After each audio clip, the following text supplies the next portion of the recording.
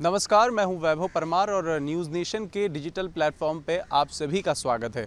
आज हम बात करेंगे मुनव्वर फारूकी की, क्योंकि मुनव्वर फारूकी एक बार फिर से विवादों में है। क्योंकि ये व्यक्ति अपने आप को कॉमेडियन बताता है, लेकिन कॉमेडी की आड़ में ये व्यक्ति अपने कॉमेडी शोज़ में धार्मिक भावनाओं को आहत करता है। ख़ास तौर पर हिंदू देवी देवताओं का ये मजाक उड़ाता है। और आपको बता दें कि इसका शो पिछले दिनों हैदराबाद में भी होना था, वो शो हुआ और कई बार इसका विरोध भी किया गया। खुद जो विश्व हिंदू परिषद है और बजरंग दल के जो नेता हैं, उन्होंने वहाँ के स्थानीय प्रशासन से मांग की थी कि शो को ना होने दिया जाए, लेकिन बावजूद इसके शो हुआ, पुलिस सुरक्षा में शो हुआ। और उसके बाद कहीं ना कहीं जो बीजेपी से निष्कासित किए गए हैं विधायक टी राजा, उन्होंने कहीं ना कहीं वीडियो बनाया और उसके बाद इस्लामिक उन्माद वहाँ पर बढ़ गया और सर तन से जुदा जैसे नारे आपने हैदराबाद की सड़कों पर सुने होंगे। कई तमाम तरीके के वीडियोस आपने मीडिया चैनल्स पर देखे होंगे और साथ ही साथ सोशल मीडिया पर भी वो वीडियो काफ़ी ज़्यादा वायरल हो रहा था। तो उसके विरोध में कहीं ना कहीं जो है टी राजा ने वीडियो बनाया था और धार्मिक उन्माद उसके बाद बढ़ा।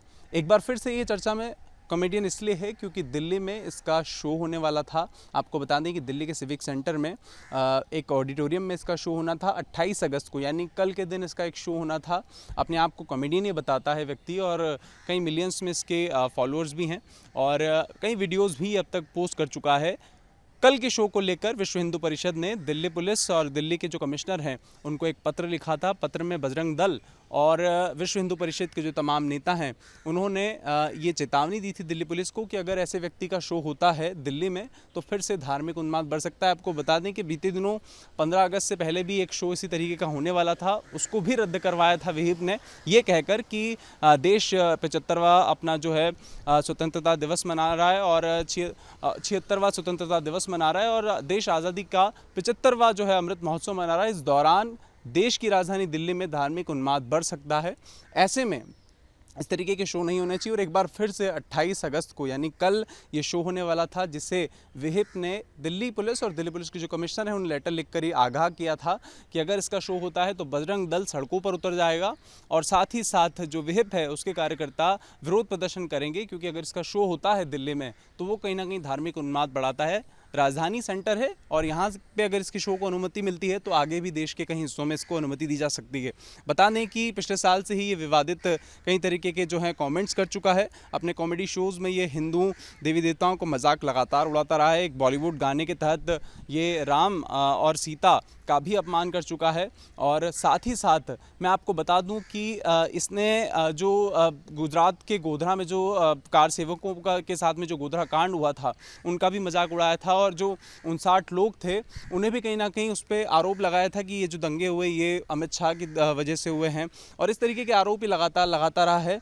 तो कहीं ना कहीं ये धार्मिक भावनाओं को तो आहत करता ही रहा है, साथ ही साथ विवादों में भी काफ़ी ज़्यादा रहा है। और इसीलिए विहिप लगातार ये आग्रह करता रहा है। कई राज्यों में इसके शोज़ होना थे पिछले साल से लेकर अब तक, गोवा, छत्तीसगढ़, गुजरात और अब दिल्ली में शो होने वाला था।